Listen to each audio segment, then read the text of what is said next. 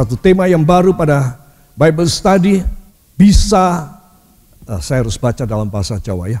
Bisa dipasrai Gusti Yesus. Ayo kita bicara, kita katakan 1, 2. Bisa dipasrai Gusti Yesus. Ya, jadi kita bisa dipasrai. Dipasrai itu artinya ya sudah, terserah kamu. Kayak begitu kira-kira ya. Kita dipasrai, kita bukan lagi di bawah perintah. Ya kamu harus begini, kamu hambaku, kamu memang harus begini begitu segala macam ya. Kalau sampai kamu kesalahan, kamu harus ganti dan lain sebagainya. Tetapi dipasrahi itu artinya ya udah itu setengah milik kita. Ya, itu dari Tuhan dipasrahkan kepada saudara. Saudara, Tuhan tidak meminta kembali. Tuhan tidak menuntut kembali. Tuhan hanya ingin melihat apakah saudara bisa memanage dengan baik apa yang Dia pasrahkan. Ya, saudara, selama saudara bisa diberitahu oleh Roh Kudus, anakku, kamu keliru loh. Itu yang kamu sudah dipasrai oleh Tuhan, kenapa kamu pakai yang tidak baik? Nah, itu kita lalu luruskan lagi jalan kita. Oke? Nah, kita akan sampai mati dipercayai. Karena tidak ada manusia yang sempurna. Amin. Itu sebab kalau saya dan saudara mendapat warning, teguran dari Tuhan, itu menunjukkan bahwa Tuhan masih mau tetap pasrahkan kepada saudara. Tetapi kalau Dia tidak memberikan warning, Dia tidak memberikan peringatan, tiba-tiba Dia mencabut dari kita orang, wah itu namanya kita sudah jelek di mata Tuhan. Saya sudah jelek di mata Tuhan. Jadi kalau kita masih menerima teguran dari Tuhan, kita mengalami juga sedikit pukulan ataupun ya kita dijewer sedikit oleh Tuhan, ya kita mengalami sesuatu yang tidak enak sedikit, itu artinya Tuhan masih mau mempercayai, memasrahkan, melanjutkan pasrahannya kepada saya, melanjutkan pasrahannya kepada saudara. Amin. Itu sebab kalau saudara dekat dengan Tuhan, lalu saudara mengalami hal-hal yang kurang menyenangkan, agak rugi barangkali, ataupun nama baik menjadi jelek barangkali, atau barangkali saudara mengalami sakit tidak sembuh. Saudara, itu saudara mengalami sesuatu teguran. Saudara mengalami sesuatu dorongan dari Tuhan. Anakku, kamu itu sudah tak pasrahin. Kamu ojong geliwar, kamu jangan tak karu-karuan, ayo kamu jalan yang benar. Saudara, itu namanya Tuhan masih mau terus memasrahkan. Betul apa tidak? Ya, sebab kalau Tuhan sudah tidak mau lagi, Tuhan sudah bosan ngasih peringatan sama kita orang, langsung dicabut. Tiba-tiba kita mengalami satu keadaan yang gelap, kosong, hampa, tidak ada berkat, tidak ada damai sejahtera. Itu kenapa? Karena pasrahannya kepada kita udah dicabut sama Tuhan. Kenapa itu dicabut? Dia tidak pasrah lagi sama saya. Dia tidak pasrah lagi sama saudara. Gawat kan? Lantas kita dipasrahi siapa? Setan. Setan akan muncul memasrahi saudara, memasrahi saya. Dia memberikan tawaran yang bagus. Saudara, wah kita sampai kelepek-kelepek. Gimana ini? Aku sama Tuhan sudah dicabut, sekarang setan datang untuk memberikan tawaran. Untuk suatu pemasrahan kepadaku. Saudara, anak-anak Tuhan yang tidak rohani langsung menerima tawaran iblis dan masuk neraka. Tetapi anak-anak Tuhan yang rohani walaupun mengalami keadaan yang tidak baik, sadar, aku mau bertobat. Mau apa? Mau apa? Bertobat. Semua katakan, bertobat adalah satu-satunya cara untuk saya dipasrahi kembali segala karunia Tuhan seumur hidup saya. Amin. Ya. Tidak ada kata yang lebih menyenangkan Tuhan kecuali bertobat. Ya, itu sebab anak-anak Tuhan seringkali kita mengalami kekecewaan. Kenapa Tuhan kok tiba-tiba engkau ambil ini? Tuhan kenapa tiba-tiba engkau stop ini? Yaitu karena kita tidak dipasrai lagi. Kok bisa tidak dipasrai? Tidak dipercaya. Ya saudara, gawat ya saudara.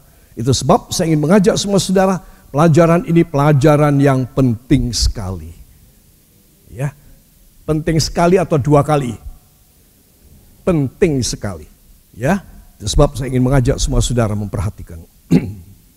Saudara, saya ingin mengajak untuk kita bersama-sama membuka dalam Injil Matius pasal yang ke-24 ayat 46 dan 47. Dalam Matius pasal yang ke-24, saudara mesti tahu, 24, 25, 26, 27, 28. Ini adalah episode 2 episode terakhir, ya, dari pencatatan oleh Rasul Matius, ya, saudara, tentang kisah kehidupan Yesus. 24, 25, 26, 27, 28, ya, saudara. Nah, jadi di sini kita melihat tentang sesuatu hal yang Tuhan ingin saya dan saudara memperhatikan. Mari kita akan baca bersama ayat 46 dan 47. 1, 2. Berbahagialah hamba yang didapati tuannya melakukan tugasnya itu ketika tuannya itu datang. Aku berkata kepadamu, sesungguhnya tuannya itu akan mengangkat dia menjadi pengawas segala miliknya. Amin. Wow. Dari pegawai menjadi pengawas segala miliknya. Saudara. Jadi saudara bisa melihat bahwa ini adalah sesuatu hal yang saya dan saudara harus pahami. Ada peningkatan. Gimana ada peningkatan? Karena Tuhan percaya. Lalu Tuhan memasrai. Saudara, walaupun sebelumnya hamba. Ya saudara, lihat saudara, Tuhan itu tidak diskriminatif. Tuhan itu tidak membeda-bedakan. Tuhan hanya mempunyai satu tolok ukur. Tuhan hanya mempunyai satu standar, ya saudara, hanya satu requirement, yaitu kamu bisa dipasrahi enggak? Kamu bisa aku percaya enggak? Aku akan pergi ke luar negeri dan kamu harus kerja, saudara, sampai aku datang. Wah, itu berat loh, saudara. Itu perintah yang berat kan? Harus kerja, kita enggak tahu kapan Tuhan kita datang. Dan kita diharuskan bekerja sampai dia datang. Saudara, kelihatannya ini berat, tetapi ketahuilah ini cuma satu syarat saja yang Tuhan mau saudara dan saya bisa dinilai dan dipegang sama Tuhan. Kalau satu syarat ini saja saya tidak lulus, saudara tidak lulus, ibu, kakek dan nenek inggih menika ingkang sampun sepuh, anak-anakku yang muda dan remaja, pasangan suami istri setengah umur, siapapun segala usia, kita tidak bisa dipercayai.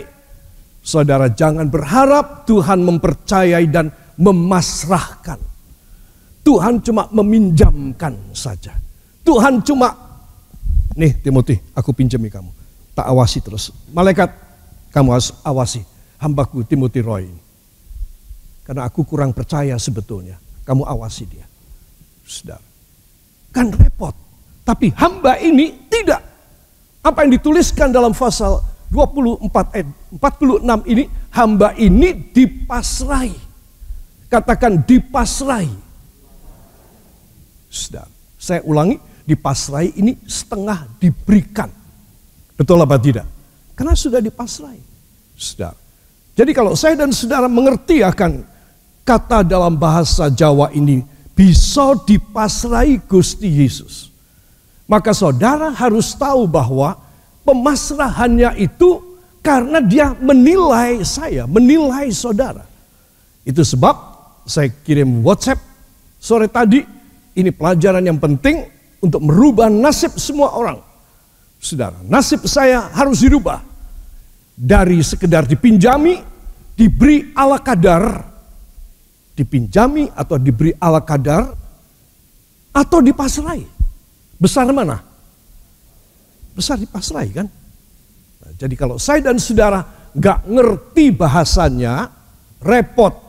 Dipasrai itu berarti saya dan saudara setengah mendapatkan. Itu menjadi hak milikku. Itu hak milik Tuhan, tapi itu juga hak milikku. Aku dipasrai. Saudara, ya, apalagi tadi ada kata ya, semuanya, segalanya. Ya, saudara. Marilah kita akan menengok di dalam terjemahan bahasa Jawa sebentar. Ya, sekali lagi kita baca 46 5 sampai dengan ayat 47. 1, 2. Berbahagialah hamba yang didapati tuannya melakukan tugasnya itu ketika tuannya itu datang. Aku berkata kepadamu, sesungguhnya tuannya itu akan mengangkat dia menjadi pengawas segala miliknya. Amin. Pengawas segala miliknya. Ini dalam terjemahan bahasa Indonesia kurang tepat. Ya, nanti kita akan melihat terjemahan dalam bahasa Jawa. Ya, saudara. Saudara, dalam bahasa Jawa, mari kita akan baca yang di bawah.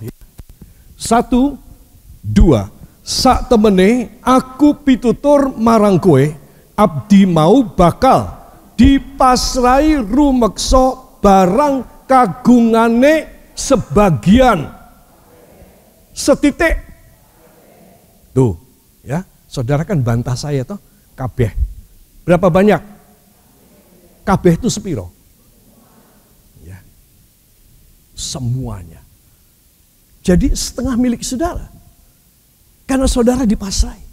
Saudara. Hebat kan? Itu sebab Tuhan berkata, sak temene, sesungguhnya aku pitutur marang kowe, abdi mau bakal dipasrai rumeksa barang kagungane kabeh.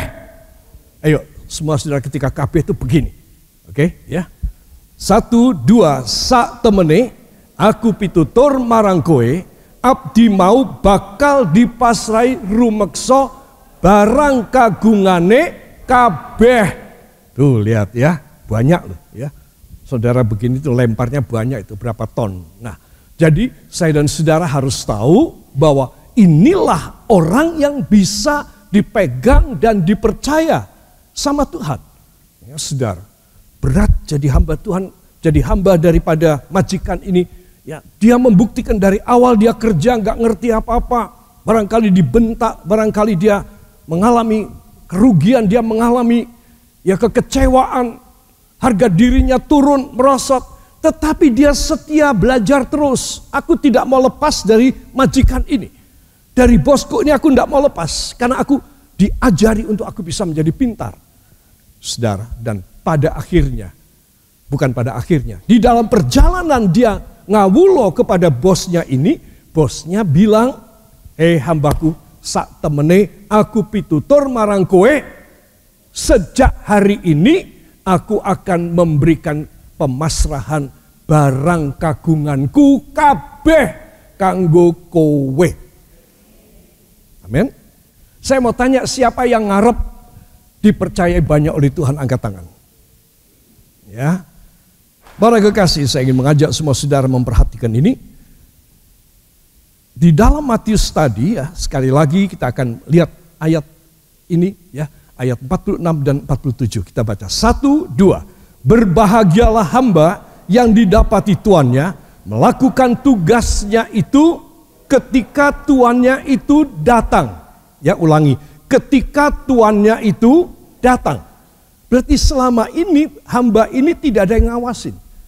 Majikannya pergi, tuannya pergi ke luar negeri, kata Alkitab. Jadi dia kerja sendiri. Saudara, dia ngatur semuanya. Dia hati-hati, jangan sampai ada yang hilang benda dari tuannya. Karena ya dia tidak punya pikiran bahwa itu semua yang dia jaga jangan sampai hilang, jangan sampai berkurang, itu bakal dipasrahkan kepada dia. Dulu saudara, mikir. Seringkali kita tidak mikir bahwa lalu kita sembarangan dan kita tidak bisa dipercaya oleh Tuhan. Saudara, dari Tuhan itu meminjami kita ataupun memberikan sedikit-sedikit kepada kita karena kita bisa dipercayai barang kagungane kabeh, maka dia memberikan juga barang kagungane kabeh diberikan kepada si hamba. Jadi kalau selama si majikan ini pergi, si hamba ini tidak jujur dan lain sebagainya, menggunakan dengan semaunya, saudara, meminjamkan pada temannya, pada familinya, saudara, ketika tuannya datang, dia akan mengalami hukuman. Dia harus bertanggungjawabkan. Tetapi ketika tuannya datang, semuanya bahkan bertambah. Maka tuannya bilang, aku pasrahkan kepadamu barang kagunganku kabeh. Amin. Aku beri kepada kamu. Aku pasrahkan kepada kamu. Luar biasa. Jadi para kekasih perhatikan ya. Hamba yang melakukan tugasnya. Katakan, hamba yang melakukan tugasnya. Walau tidak diawasi, penuh tanggung jawab, akan dipercayai, diangkat, menjadi pemilik segalanya. Dalam nama Yesus. Amin. Ya, saudara. Melakukan tugasnya itu tetap dia lakukan, penuh tanggung jawab. Sehingga ketika majikannya datang, dia diangkat menjadi pengawas segalanya, segala miliknya. Ya, dan kata pengawas ini adalah, maksudnya adalah yang dipercayai, dipasrahi segala miliknya. Ya, saudara, ayo hidup cuma singkat. Kalau saudara dan saya ini hanya dapat remah-remah saja dari kerajaan sorga, saya rasa saudara rugi, saya rugi. Saya yakin saya akan merasa rugi. Kalau asal bisa makan, asal bisa hidup, bisa nyekolahkan anak, punya tabungan sedikit di hari tua, saya anggap itu rugi. Saya anggap itu tidak sesuai dengan firman. Yang sesuai dengan firman adalah saudara dipasrai barang kagungane kabeh. Itu loh. Artinya apa? Artinya sampai saudara tidak punya keberatan lagi. Saudara tidak mempunyai sesuatu hal yang membuat saudara selalu kepikiran, selalu saudara yang ngeremuk hati, selalu saudara tidak baik. Jangan ngeremuk hati saudara. Sehingga ketika saudara meninggal, saudara masih ada kekecewaan juga. Saudara masih ada sesuatu ganjalan dalam hidup saudara. Saudara, serahkan semua dalam tangan Tuhan. Lakukan pekerjaan Tuhan. Lakukan semua yang saudara wajib lakukan. Ya, saya selalu mendorong. Supaya apa? Ini loh, supaya bisa dipercayai. Ya, ketika tuannya datang. Kapan tuannya datang? Gak ada yang tahu. Saudara, tuannya datang itu bisa kiamat, Tuhan Yesus datang, bisa si hamba ini mati, atau semua katakan, atau sesuai dengan surat Ibrani, sewaktu-waktu dia mengutus malaikatnya datang kepada saya. Itu namanya saat dia datang. Jadi kita masih hidup, belum kiamat, tetapi Tuhan memberikan satu utusan, ya, a special messenger from the heaven, from God the Father, to come into you and to see you and to help you and to give you some more authority, some more property, some more wealthy, and all the finance in your life. Jadi dia kadang-kadang mengutus malaikat. Saudara, disebutkan bahwa Tuhan itu memiliki malaikat-malaikat untuk apa fungsinya? Ini, supaya seolah-olah Tuhan yang datang, mengutus. Yaitu untuk memelihara dan memberkati orang-orang yang ditentukan untuk selamat. Jadi orang-orang yang ditentukan untuk selamat oleh Tuhan Yesus, mereka akan selalu dikelilingi malaikat Tuhan. Amin. Malaikat itu dikirim oleh Tuhan bagi orang-orang yang dipilih oleh Dia untuk melayani orang-orang yang akan diselamatkan. Tuh lihat. Terus belum masuk sorga kita ketemu malaikat yang melayani kita. Sebelum masuk sorga, katakan sebelum saya masuk sorga, Tuhan akan mengirim malaikat juga di dunia saya untuk melayani saya. Siapa yang percaya dan suka, beri tepuk tangan bagi dia. Haleluya. Luar biasa. Jadi saudara harus tahu, malaikat itu bukan untuk mendampingi dan menjaga saja, tetapi menyediakan semuanya. Untuk memberi servis kepada saudara, memberikan pelayanan kepada orang-orang yang akan diselamatkan. Jadi mulai sekarang saudara nggak boleh khawatir, deg-degan, takut, nggak bisa makan, nggak punya duit. Engkau harus percaya bahwa Tuhan mengutus malaikat untuk menjaga, menjamin, dan memberikan suasana sorga dalam hidup saudara. Amin. Saudara harus tahu bahwa dia akan selalu siap dan standby untuk melayani orang-orang yang akan menuju ke sorga. Yang percaya beri tepuk tangan bagi dia. Kalau saudara kepingin dikunjungi dan dibantu oleh malaikat Tuhan, maka saudara harus bagaimana? Saudara harus jadi orang yang bisa dipercaya. Amin. Seorang yang bisa dipercaya, maka dia juga akan selalu dikirimi malaikat oleh Tuhan. Dan malaikat hanya diperintah untuk memberikan pertolongan. Tidak tanya jawab. Ya, Tuhan hanya memberikan perintah, kamu kerja, datang pada si X anakku atau pada si A anakku, kamu bekerja ini, kamu bekerja itu. Titik. Selesai, kembali lagi.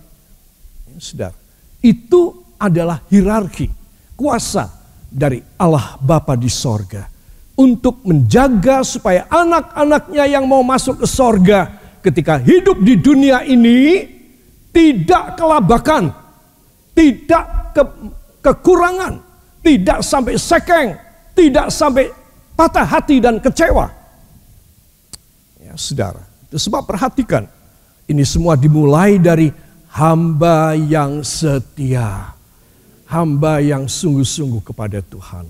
Itu sebab saya menganjurkan supaya saudara mulai sekarang anjang sana, kerja buat Tuhan.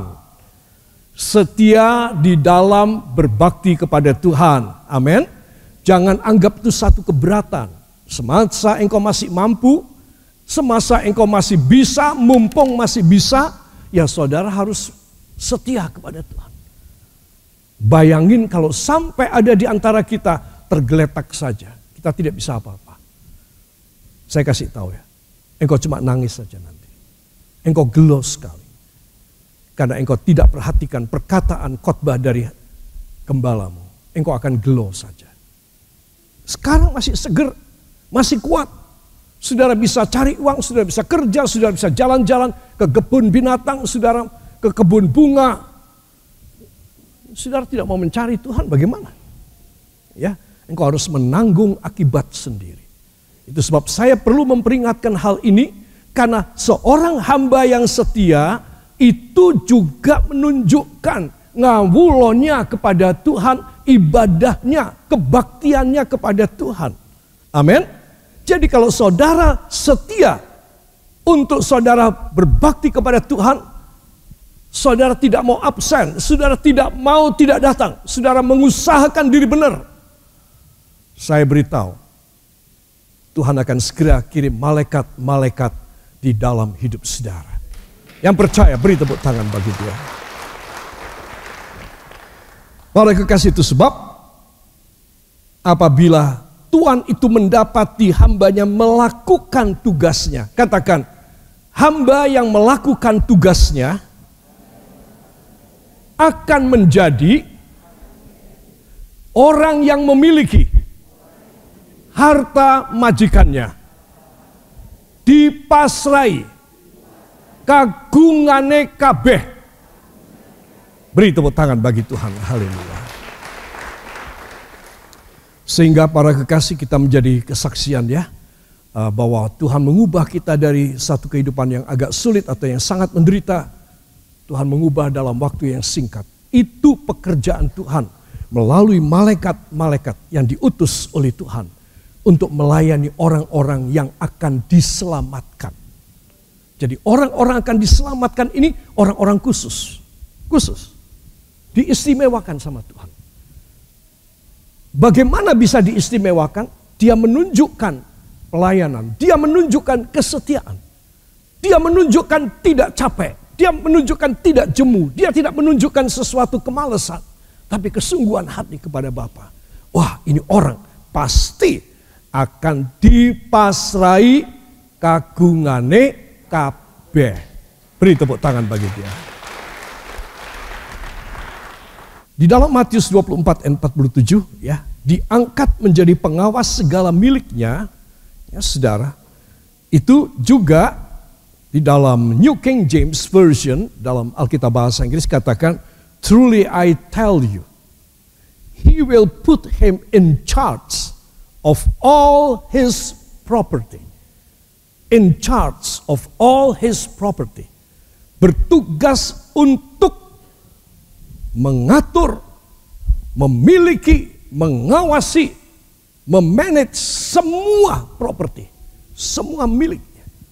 Dari hamba yang hanya disuruh cuci piring, cuci pakaian, ya, ngepel, kemudian bersih-bersih. Saudara, sekarang hebat.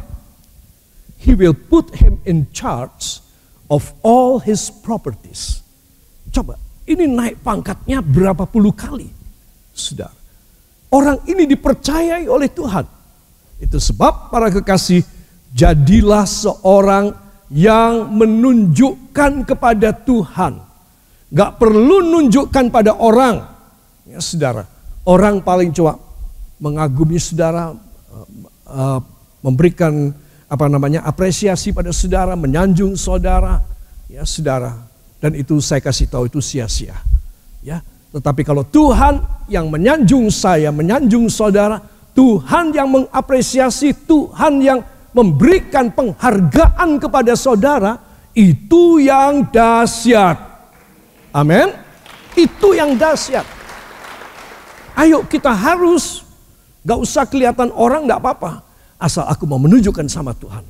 Ya, itu seorang yang bertanggung jawab menjadi seorang hamba yang baik. Kalau hamba yang baik, gajinya baik. Betul apa tidak? Ya, sebab para kekasih perhatikan.